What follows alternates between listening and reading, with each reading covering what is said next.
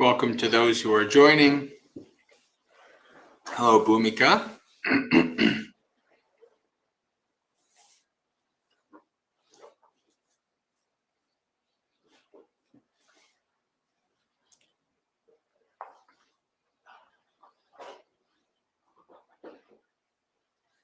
Hello, Sean.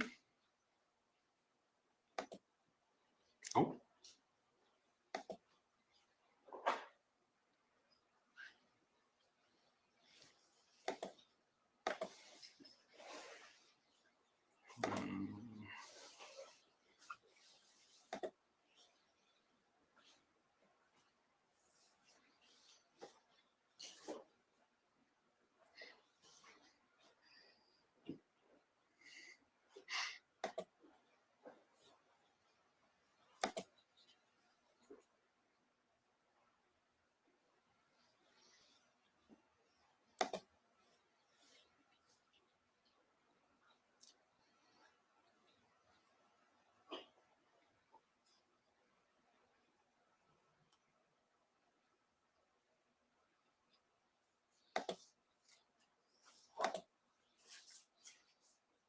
Hello, Manny. Welcome, Julie, Ryan.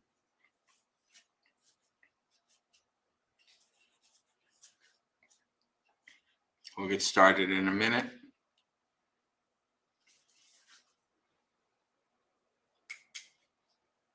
Hello, Mary. So for those of you who'd like to follow along, you should see the link to the sutta in the description.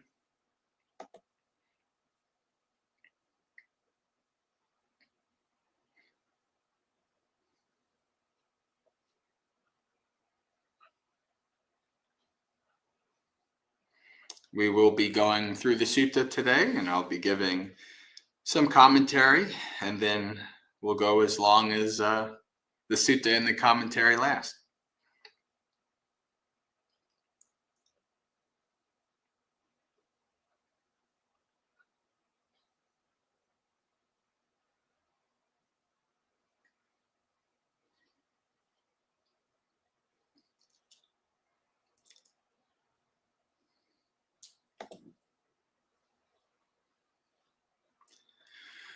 So we have Āsavasutta in the Anguttara Nikaya.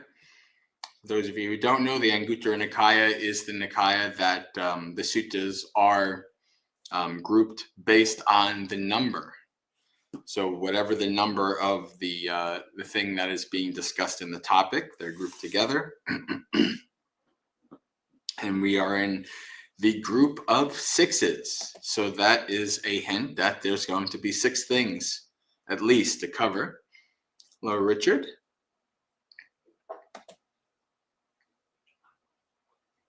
So this word asava, Bhante Jayasara was translated as defilements, which can be a little confusing because people who are familiar with the Thai forest traditions, you might have heard defilements and heard the word kilesas.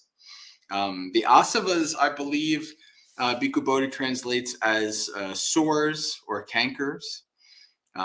These are very important things to understand and to eventually abandon. If you look up the definition for the word asava, is a discharge from a sore, right? Things discharging from a wound. It's not a pleasant imagery.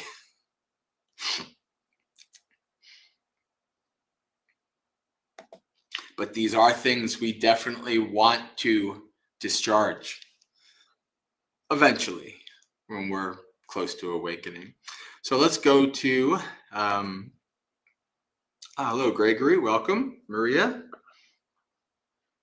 We'll go to the sutta. Mendicants, a mendicant with 6 qualities. We're in the book of sixes.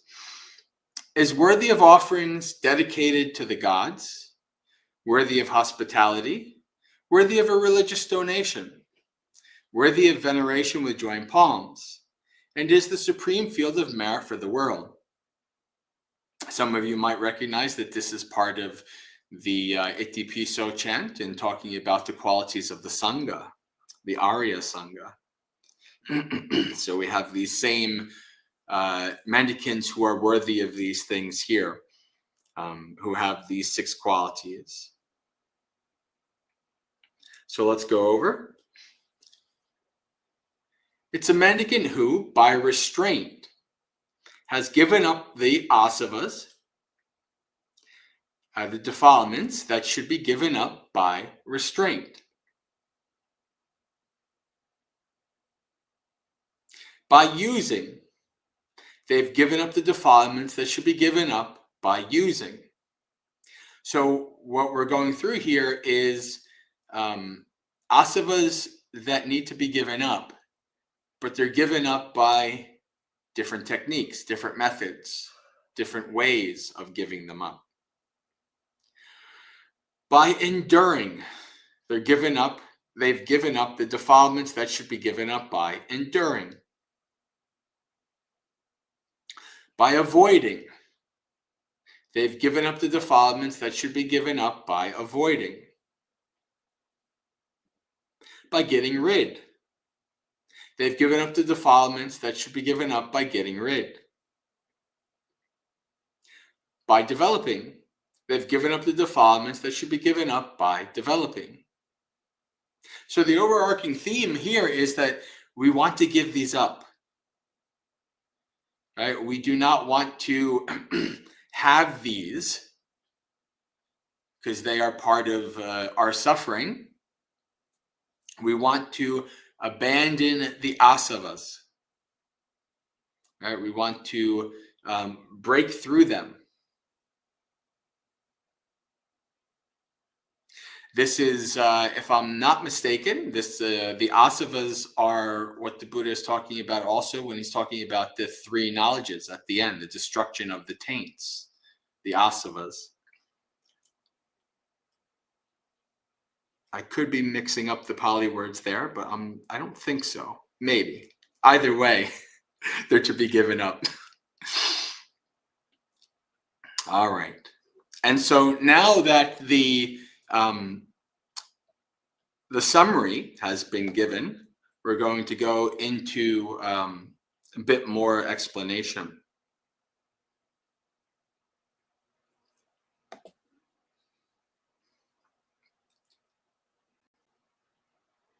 Because sometimes, every once in a while in the sutta, you'll get, something like this, where the Buddha will say things, or a disciple will say things, and then you don't get an explanation. And so you're kind of left hanging. But here we have actually multiple suttas that cover, these giving up. And what are the defilements that should be given up by restraint? Take a mendicant who, reflecting rationally, and this is, Bhante Jayasara translates, let's see. Okay, it's not the same Pali word I thought. All right, reflecting rationally, lives restraining the eye faculty. For the distressing and feverish defilements that might arise in someone who lives without restraint of the eye faculty do not arise when there is such restraint. Reflecting rationally, they live restraining the ear faculty, the nose faculty, the tongue faculty, the body faculty, the mind faculty. For the distressing and feverish defilements that might arise in someone who lives without restraint of the mind faculty does not arise when there is such restraint. These are called defilements that should be given up by restraint. And the Buddha's gradual practice, the second or the third step, depending on which one, there's 2 somewhat different gradual practices in the suttas. But the second or the third step in the gradual practice is sense restraint. Right? Simply what is meant by sense restraint is being mindful of what you are experiencing through the senses so that you can see when you are too obsessed where you're spending too much time, you're grasping after experiences through the senses. And the Buddha was asked to give the teaching in brief in one sutta, and he said, in the seeing, only seeing. In the hearing, only hearing. In the smelling, only smelling. In the tasting, only tasting. In the touching, only touching. What he's saying there is, you are mindful of this is the experience, and you're not adding anything else to that. You're not getting wrapped up in the sights and features. You see something, a sight with the eye that's pleasant, and you start focusing in on it, and you start to examine all the different features of the sight, and you obsess over the different features. And in the meantime, you're wasting minutes and minutes and maybe hours being unmindful, not restrained in the senses. And so therefore, the asavas can flow freely. And so being mindful, remaining in your domain, having sense restraint is very important. This is how we give up defilements based on the sense restraints. Because we are mindful when they arise, we don't attach to them, we don't feed them, and then they are given up. All right, the next one.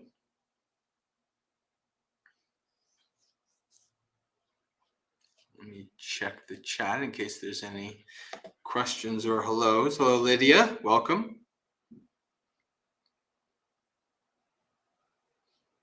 And if you do have any questions, I do check the chat every couple of minutes. So, feel free. If you need a clarification, if you'd like me to talk about anything specific that we've gone over that you don't think that I maybe spoke in detail a bit more, you're welcome to ask in the chat. No problem.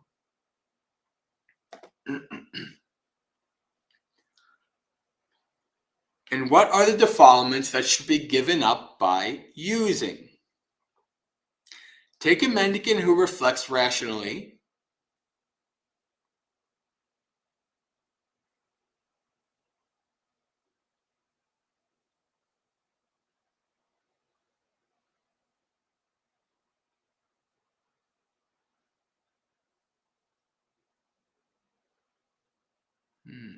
I'm just checking the Pali real quick. Take a mendicant who, reflecting rationally, makes use of robes, only for the sake of warding off cold and heat, for warding off touch of flies, mosquitoes, wind, sun, reptiles, and for covering up the private parts. Reflecting rationally, they make use of alms food, not for fun, indulgence, adornment, or decoration, but only to sustain this body, to avoid harm, and to support the spiritual practice. In this way, I shall put an end to old discomfort and not give rise to new discomfort. And I will have the means to keep going, blamelessness, and a comfortable abiding. Reflecting rationally, they make use of lodgings, only for the sake of warding off cold and heat, of warding off the touch of flies, mosquitoes, wind, sun, and reptiles, to shelter from harsh weather and enjoy a retreat. Reflecting rationally, they make use of medicines and supplies for the sick, only for the sake of warding off the pains of illness and to promote good health. For the distressing and feverish defilements that might arise in someone who lives without using these things do not arise when they are used. These are called the defilements that should be given up by using. So, what is being used here, right? What is being used here specifically are the four requisites that a monastic has. Right? This is what the 4 requisites that monastics are allowed: food, shelter, clothing, and medicine.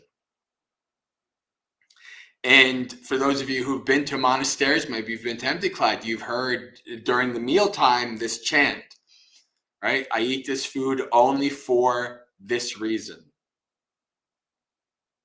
So these are things that have to be used, right? You have to eat to survive. You need shelter to survive. You need medicine to survive. So you can't refrain from these things. You can't live in restraint from them. You must use them to survive. However, they are to be used mindfully, with reflection on why they are being used, and not in other reasons that would lead to unmindful, unskillful activities and behaviors. So it's a mindful reflection. The word here that Bhante Sujato translates as rational, which is, I mean, I guess technically it is a correct translation, but I don't like it. I think it's a bit too confusing. Yoniso, right? We have yoniso manasikara, right? Manasikara means to contemplate. Yoniso, usually translated as wise. Also, yoni is the root. It's the womb. It's the kind of the source. So when you are wisely reflecting, when you are yonisoing, you are observing at a deep level. You're trying to understand the origin. You're trying to understand at a very deep mindful level what this is. Right? So when you use food, now, of course, the Buddha doesn't, these mealtime reflection is not quote unquote for lay people per se. And lay people, they go out to eat together, they have family gatherings, etc. like that. I wasn't born a monk. I remember these things. Lots of family gatherings and food, coming together on the weekends and things like that. So as human beings, we use these things for other reasons. So our clothing, we use them for style and fashion. We want to have this color for this day of the week and that color for that day of the week, and clothing from this person, this designer, that designer, whatever. Right? We actually have developed cultural and societal methods of expanding on these basic requisites for a variety of different reasons. But if we want to if we want to let go of our suffering and start to abandon the asavas, then we reflect on these things.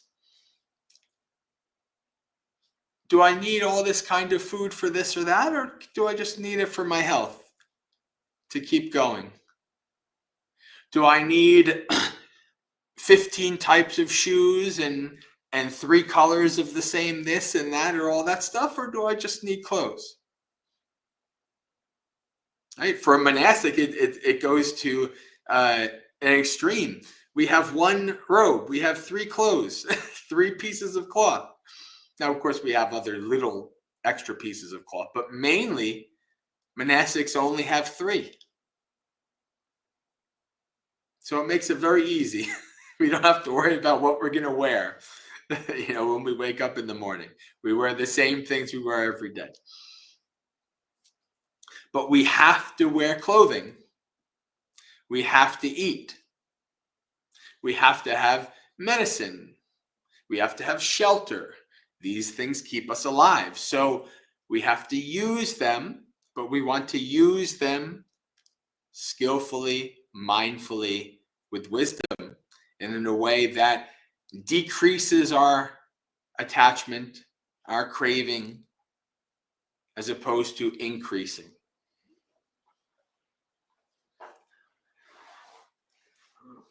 Right.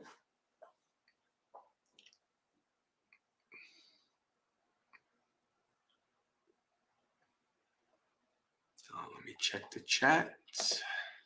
Hello, Rick. Hello, Kumu. Welcome.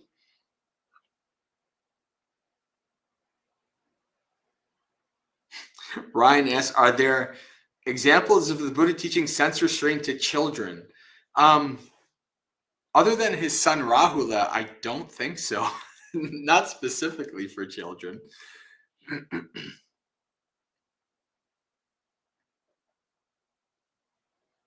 Although children are like sponges.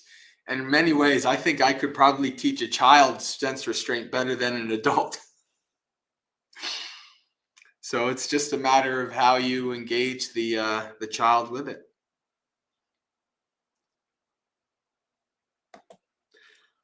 All right.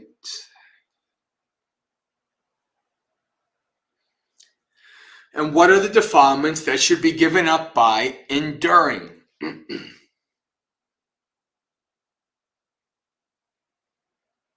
Take a mendicant who, reflecting rationally, endures cold, heat, hunger, and thirst. They endure the touch of flies, mosquitoes, wind, sun, and reptiles.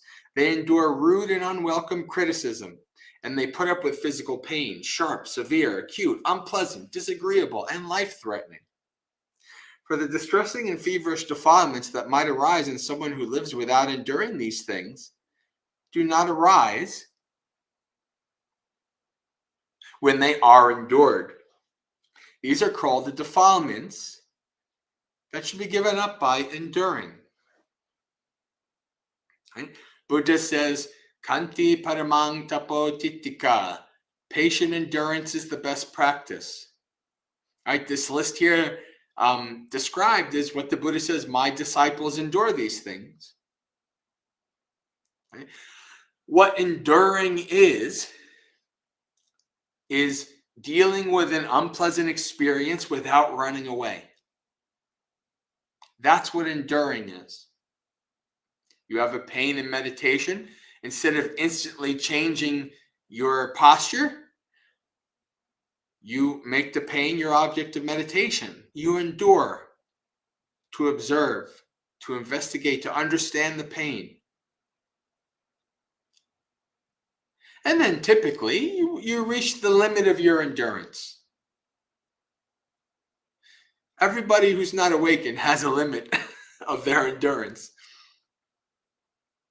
And then you say, okay, I'm going to adjust my posture, or I can't take this unpleasant experience anymore.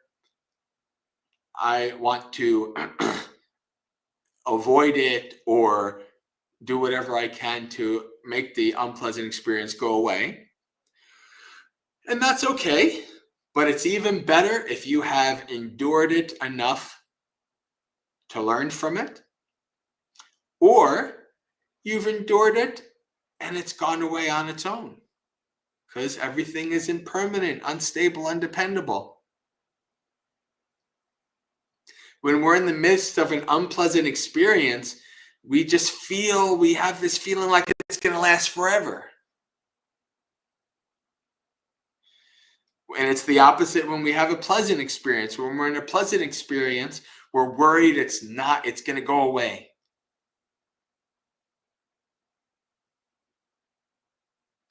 Right? Everything is impermanent, and so even unpleasant experience does not last forever. So if you train yourself, and it is a training, it's not easy. The average person does not train themselves to endure unpleasant experience. But if you practice enduring, you gain wisdom, because you're not running away from an experience. You are practicing to be with it, to endure it, to understand it, to allow it to go through its process. And over time, you gain wisdom. You understand, because we have to understand. The Buddha says that the first noble truth is to be understood. We have to understand our dukkha. We have to understand our suffering. And we don't understand it by running away from it. We understand it by enduring it. And so, and even says, these asavas will not subside, will not go away when not endured. So we should practice enduring them. Right? This is a small list that the Buddha gives. There's many other things to practice enduring, but things like weather and creatures and insults and bad words from other people, these kind of things. These things can be endured. These things can be understood, learned from, and wisdom gained from them.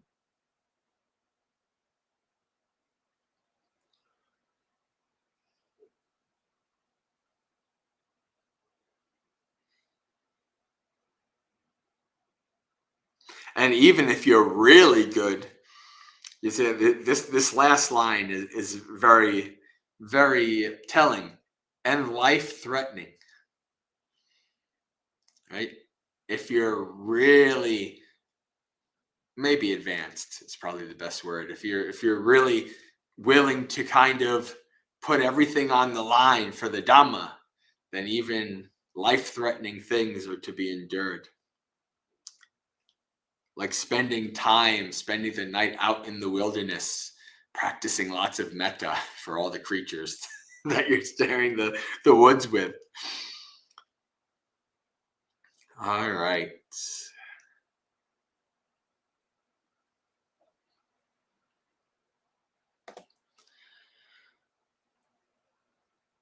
Hello, Richard and Sud. Welcome.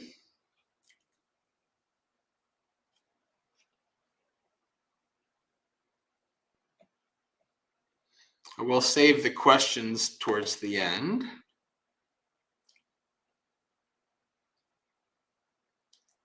All right. And what are the defilements that should be given up by avoiding? So, there are things that we are avoiding that we should endure, and there are things that we should avoid. What should we avoid? Take a mendicant who, reflecting rationally, avoids a wild elephant, a wild horse, or a wild ox, a wild dog, a snake, a stump, a thorny ground, a pit, a cliff, a swamp, and a sewer.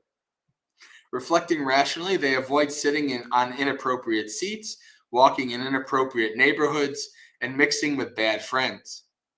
Whatever sensible spiritual companions would believe to be a bad setting.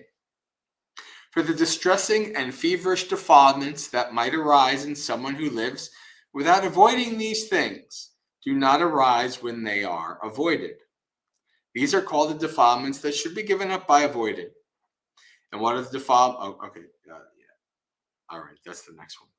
So this is an interesting one. Right? We have all these wild animals. Then we have wild humans and human locations, unskillful places, places that would, and people that would be encouraging of you to be unskillful, to do bad things. We should avoid these things. Buddha quite clearly says that it's better to be alone like an elephant in the woods than to try to be around foolish, bad people. Right? Because their influence will rub off on you, and they will drag you into all kinds of unskillful places, inappropriate neighborhoods, right? Mixing with bad friends, etc. Whatever sensible kalyanamitta, spiritual companions, would believe is a bad setting. So this is an important thing to understand, right? Now, of course, sometimes we cannot avoid these things, and then that's where we have endurance and mindfulness. But when we are able to avoid unskillful, bad environments and people, we should, because it will be for our benefit for a long time to come. Right? And again, this is not even necessarily with aversion. This is not with hatred. This is not with saying, I don't want to be around these people, they're bad. This is, if I am around these people, if I am in this place, it will be much harder for me to be skillful and to follow the path. So I should avoid these places. I should avoid these people. So this is also very important. There is skill and wisdom to avoiding, but it's what you avoid. That is the important thing to understand there.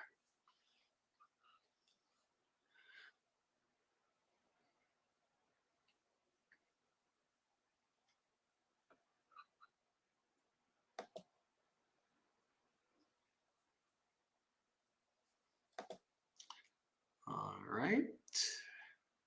And what are the defilements that should be given up by getting rid? Take a mendicant who, reflecting rationally, does not tolerate a sensual, malicious, or cruel thought that has arisen. Second of the Noble Eightfold Path, Samma Sankappo, and also Dvaitavitaka Sutta, Majjhima Nikaya number 19. We are investigating these unskillful thoughts, and we are not tolerating, meaning we're not feeding them, we're not engaging with them, we're not approving of them, but we give them up. They don't tolerate any bad, unskillful qualities that have arisen, but give them up, get rid of them, eliminate them, and obliterate them. And we're also talking about right effort here as well, abandoning the unskillful and developing the skillful. For the distressing and feverish defilements that might arise in someone who lives without getting rid of these things, do not arise if they're gotten rid of. These are called the defilements that should be given up by getting rid. So this is the reflecting on. We have to be able to discriminate between what is skillful, what is unskillful in our mind. These thoughts are harmful, unskillful, unbeneficial. I should let them go, abandon them, not feed them, not engage with them. Let them lose their energy, lose their power, become weak. Now, skillful, beneficial, wise, wonderful thoughts that arise in the mind, or skillful habits, mind states, and tendencies that we have, we should build them up. We should make them stronger. If we don't have them, we should create them, feed them. Feed the skillful, starve the unskillful. That's right effort. Feed unskillful thoughts and intentions, or starve unskillful thoughts and intentions. Feed skillful thoughts and intentions. Get rid of the unskillful, develop the skillful.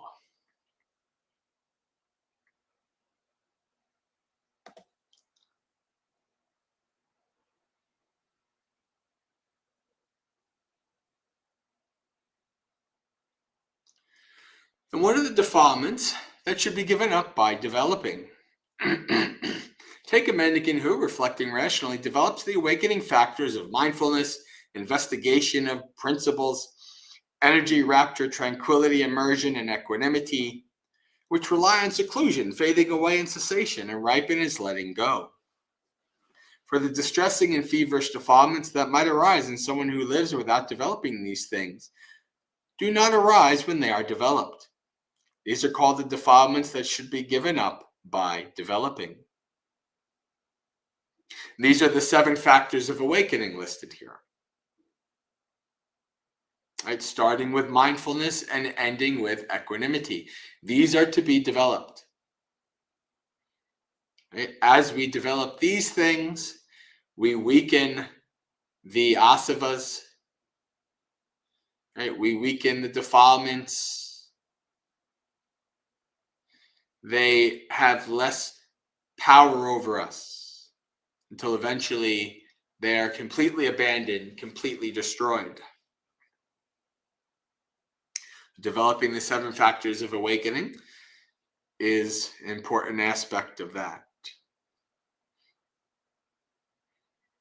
And if you are developing the Noble Eightfold Path, you are developing the 7 factors of awakening. All right.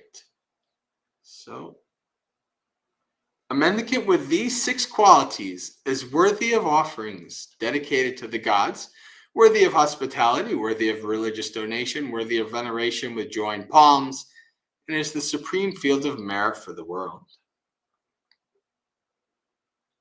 All right. So we'll go to questions.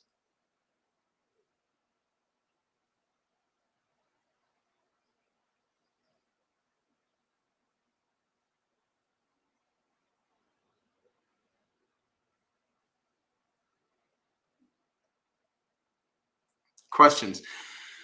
Asavas are chemicals that flow when we are specific to an emotion, according to Goenka. To reduce asavas, he says we have to develop mindfulness and equanimity through vipassana. Any thoughts? I mean, I don't know. The chemicals that flow thing, that's a Goenka thing. I have no idea. I don't really have thoughts on that.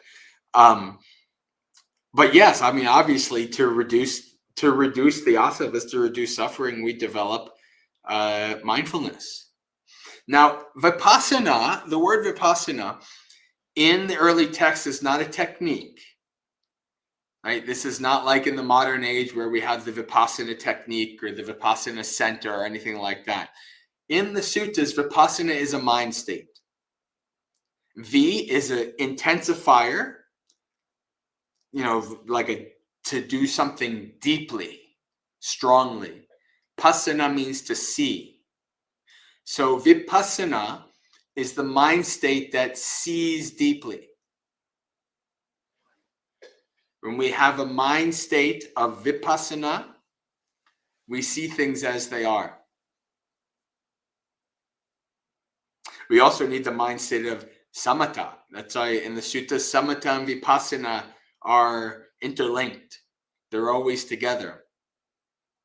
The mind state that is calm, tranquil mind, and the mind state that is piercing and seeing deeply. Samatha and vipassana are the 2 swift pairs of messengers. So yes, to reduce the asavas, yes, mindfulness is needed, and the mind states of samatha and vipassana. Yeah. Hello, Chad. Hello, Max. Welcome. Oh, Kumu. Let's see. How do we teach teenagers sense restraint, please?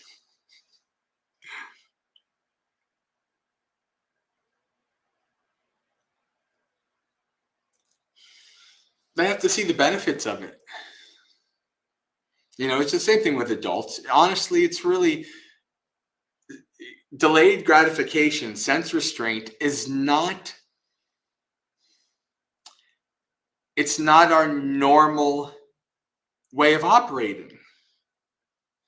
We always want things now.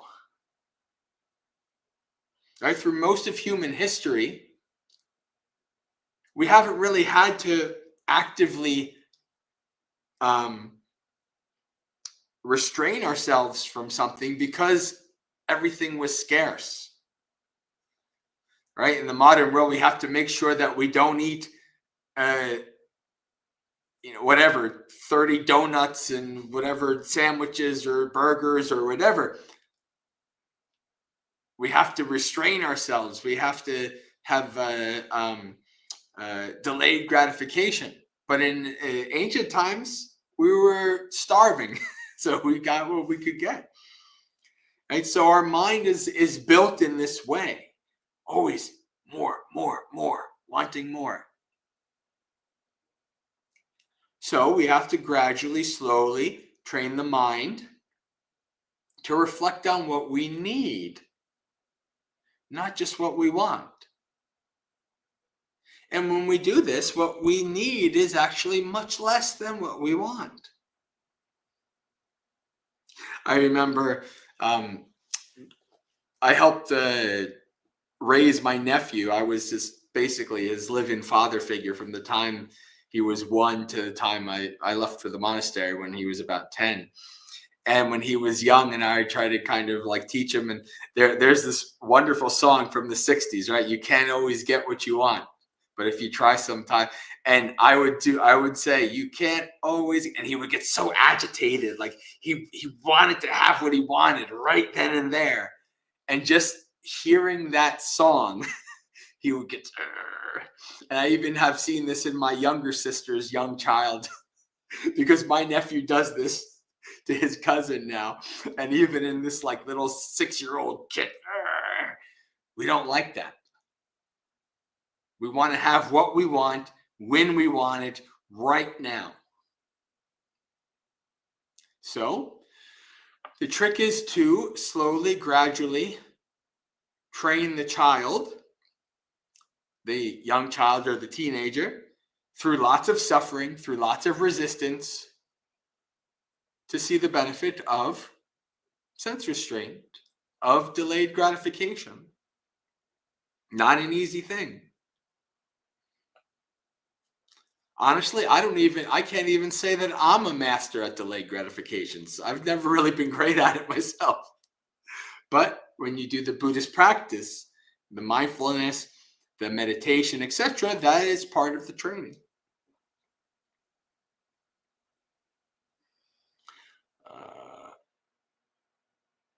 Sudha is saying, I have been asking in daily activities, why am I doing this? Is this conducive to the path? I realize it helps mindfulness, but I soon forget after a while. How can one increase sati, sampajanya, in regular activities?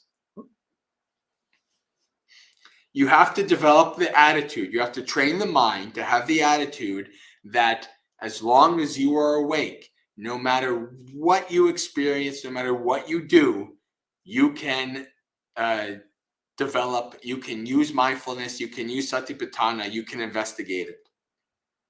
That's the most important thing. The mindset is everything you can experience, you can investigate, you can engage with mindfully. But you have to have the mindset. And then once you have the mindset, then you can do things like every day, throughout the day, you train yourself to pause for a minute or two. Maybe you set an alarm and you just you focus on your breath, you focus on your body, you just practice some mindfulness for a minute or two. And if you do these two things over years, you will train your mind to be mindful. And even if you forget to be mindful, the mind will chime in and say, hey, remember that mindful training thing? You should be mindful in this situation. You have to train your mind to help you as opposed to hinder you. But that's a good question. Questioning, why am I doing this? That's important, because that is lining you up for some level of investigation, right? The question is why. And then after that is, well, I got to find out why. So how did this arise? What were the causes and conditions for this to arise? What were the causes and conditions for that to arise?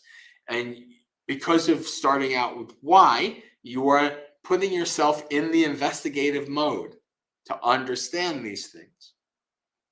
And then over lots of repetition, lots of questioning, lots of investigating, you'll start to gain some wisdom into it.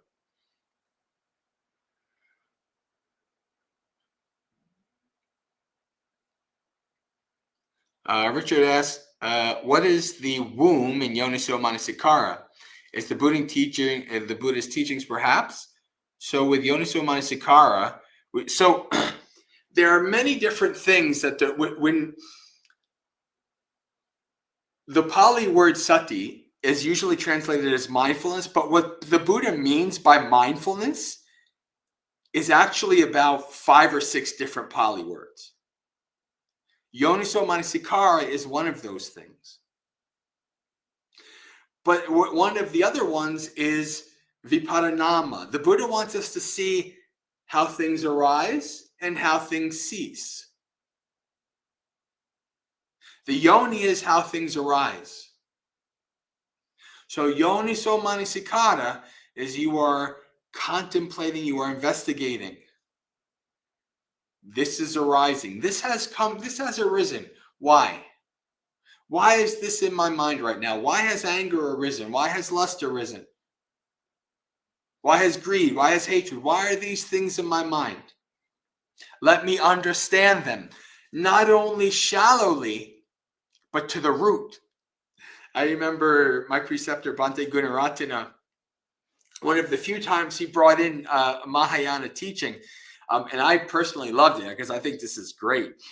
I think it's Milarepa, and the story goes something to the effect of Milarepa is telling the story. It's like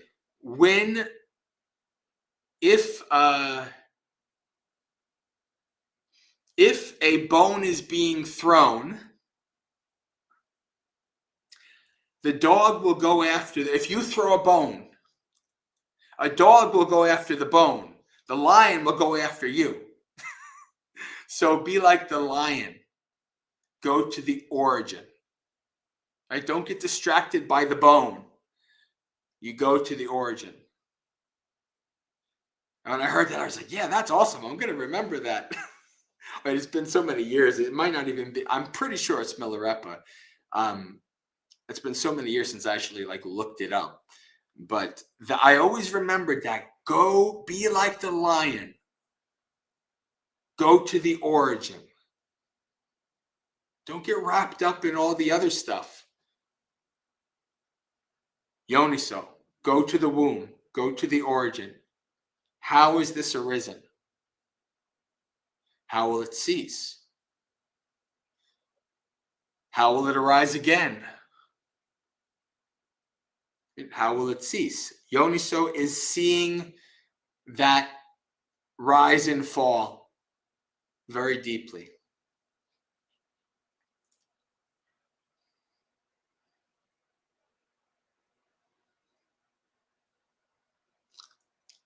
It's also seeing things like the gratification, the danger, and the escape, right? Truly understanding a situation at a very deep level.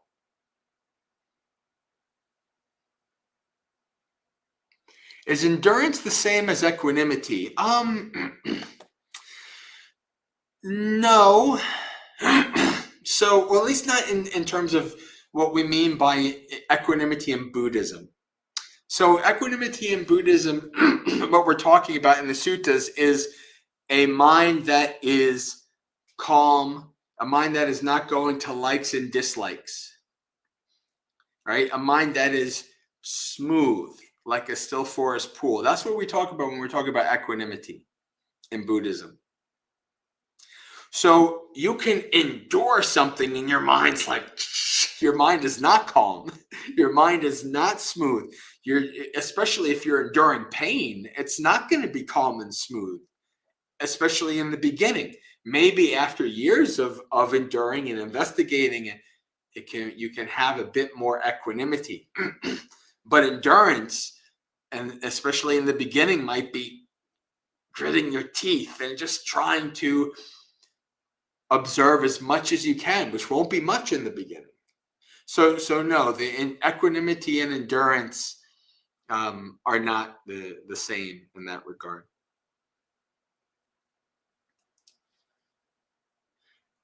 Richard says in this sutta that mostly fits with right effort the Buddha says to avoid bad friends, but in the other sutta the Buddha says to give up bad friends as a requisite for the path. Why in two places? I don't know if maybe I'm missing a context here, but the Buddha says in many places and in many different ways to avoid bad friends. Even in Āsavasutta Sutta in the Digha Nikaya, the Buddha goes in many ways, like explains what a good friend is, what a bad friend is. Even in terms of like one of the modern idioms in the West for a good friend is, will they help you move? Buddha basically says the same thing in the Āsavasutta Sutta, right? Will they be there when they're needed? Will they be there when times are tough or not? Right? So there's the Buddha in many places, in many different ways, explains what being around foolish, bad, unskillful people, the impact of that is, and also being around wise, skillful people. Ryan says, the sutta seems like explaining Satipatthana from a different angle. I wouldn't say specifically Satipatthana. I would say that this is, it's certainly within the same level of practice, right? It's certainly in developing mindfulness and developing a mind that sees things deeply. But I wouldn't say it's like specifically a different way of saying Satipatthana.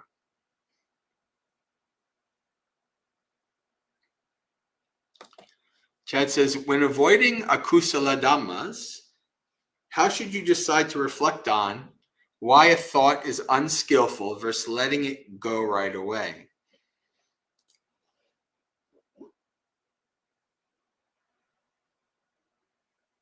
Well, the letting it go comes after you have determined, right? You're investigating something. It's arising. The average person does not see why it's not a good thing or it's a dangerous thing to abide anger and hatred and ill will in their mind. Right? They don't really see the real deep reasons to not have. I mean, they might kind of recognize that it's not pleasant. It's an unpleasant thing, although some people really love their anger. But you have to kind of investigate. You have to observe, right? This is what the two kinds of thoughts, the Dvaita Vitakka, Majjhima Nikaya number 19, the Buddha is observing, is discriminating between the two kinds of thought. Is this thought that is arising? Is it from clinging and covetousness? Is it from hatred and ill will? Is it from harmfulness? Or is it from letting go, from goodwill, from harmlessness? And he says, when I saw that it was from clinging and greed and hatred and harmfulness, I abandoned it. I let it go. I didn't feed it. Because I knew that it would be harmful to myself and others.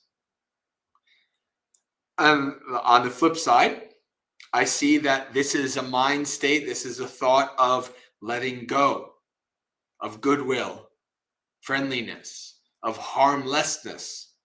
Then I saw that I could have this thought in my mind for a day and a night, and nothing bad would come from it. See, this is the thing. This is people, and sometimes teachers even teach this, which is totally wrong, but people think that they're supposed to have nothing in their mind. All thoughts are bad. We have no thoughts. But the Buddha is clearly saying, I could have these good thoughts in my mind all day, all night. No problems. because they lead to good skillfulness. Right? Now, I mean, obviously, if you're trying to get into deep jhanas, you maybe don't want to get too focused and wrapped up in the mental back and forths. But in general, there's nothing wrong with just allowing these things to be in your mind. They're helping to develop skillfulness and goodness. So you first make those distinctions. And then you starve the unskillful and feed the skillful. But first you have to be wise enough to see the distinction.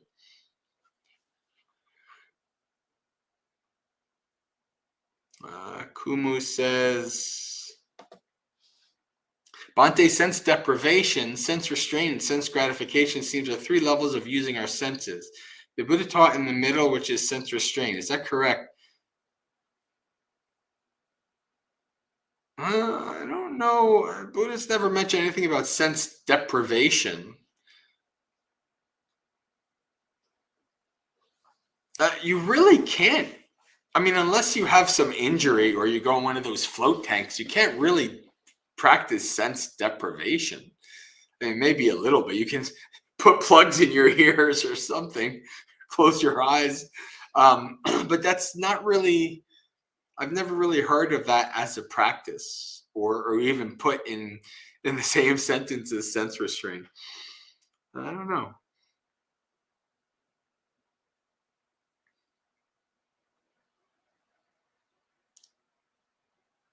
But I mean, if you want to put it in that framework, I can see what you mean by that being the middle way, right, between deprivation and gratification. But I don't know that it's needed.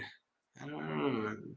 I've never really thought of that kind of framework, nor have I heard any other monastic or teacher speak in that framework. But I mean, if it helps your practice, maybe it helps you to kind of think of it in that way.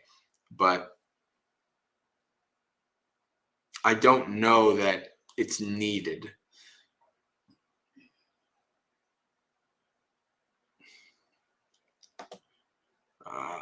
Sean says, Bhante, regarding endurance, specifically when practicing meditation, could you give advice to implement when in that moment? I often have significant lower back pain, chronic issues. It makes sitting in the traditional positions hard to endure. I have tried to focus on metta meditation, which does help, but I was wondering if you had any guidance for building endurance during painful moments. So I did. Let me double check here. So you have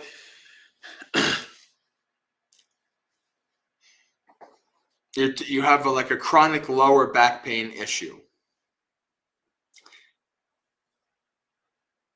This is something what I would say here is try to set yourself up in a way so that your practice isn't endurance the whole time, right? So like you say, maybe you sit in a chair or something like that, right?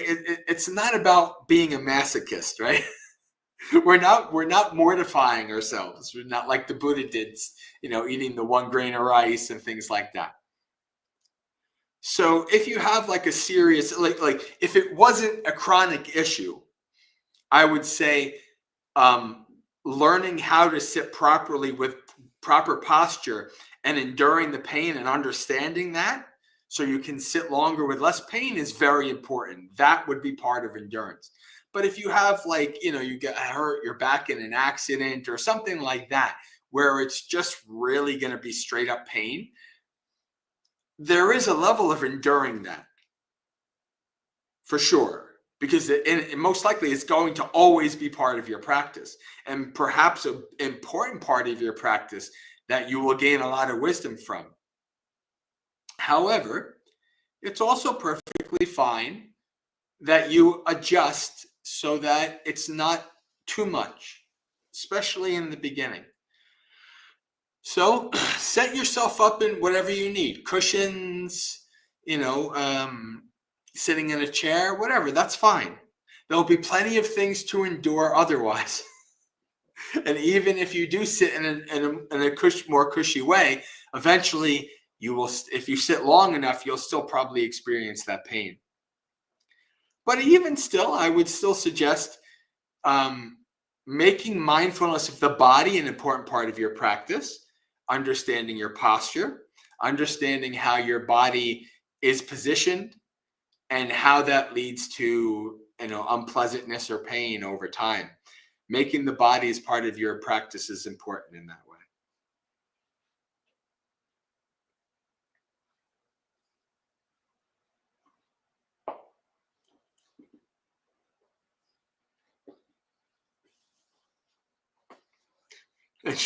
Jim repeating the thing about the lion and the dog, and the last, no one throws a bone at a lion twice. I like it.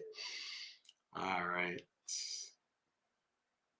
Oh, you're repeating what you remember from the Mahayana. Okay. No one throws a dog at a lion twice. All right. Or a bone. All right.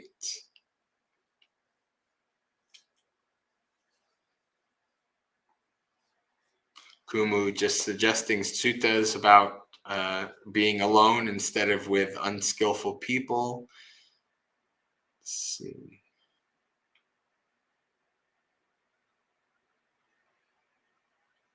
Kumu's just giving clarification, meant in terms of like the mortification, like the Buddha did, or the Jains, different groups.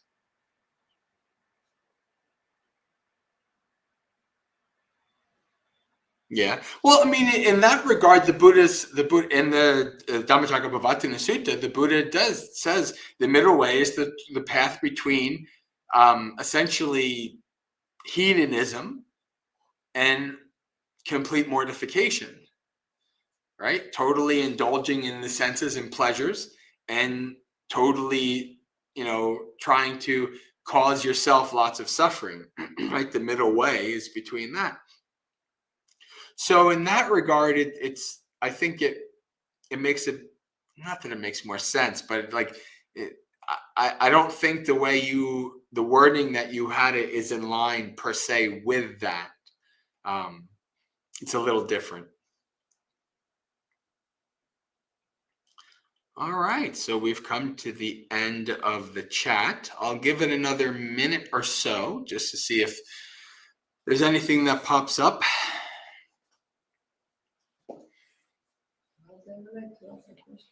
Sure, we have a question from the community here. So the first noble truth is to be understood. The second one is to be extinguished, like abandoned. Yeah. And the third one is to be realized, and the fourth one to be developed. Yes. Okay. Exactly. Yes.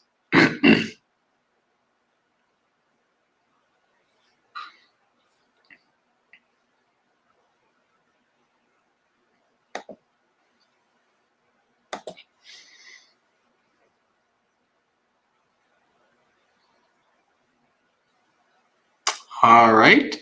So you will have, I believe, would you say, Bhante, that it seems like mindfulness is key here? Because to follow all these methods, one needs mindfulness. That's why sati, mindfulness, is the first factor of awakening. Yes, it starts with sati sampajanya, mindfulness, clear comprehension. And yoniso manasikara, and gratification, danger, and escape, and rise and fall. All of these things are what you investigate, what you understand. All of these are part of mindfulness, because all of these lead you to seeing things as they are. All right, friends, I think we are good. So Sukhi Hotu, may you be happy and at ease, practice well and be well. May you have a spiritually successful and peaceful practice until we meet again. For myself, the next time I will be on the stream is Friday morning. I believe the external monastics cover Thursday. So I'll see you Friday morning, and then Friday night will be monk chat. So have a good day.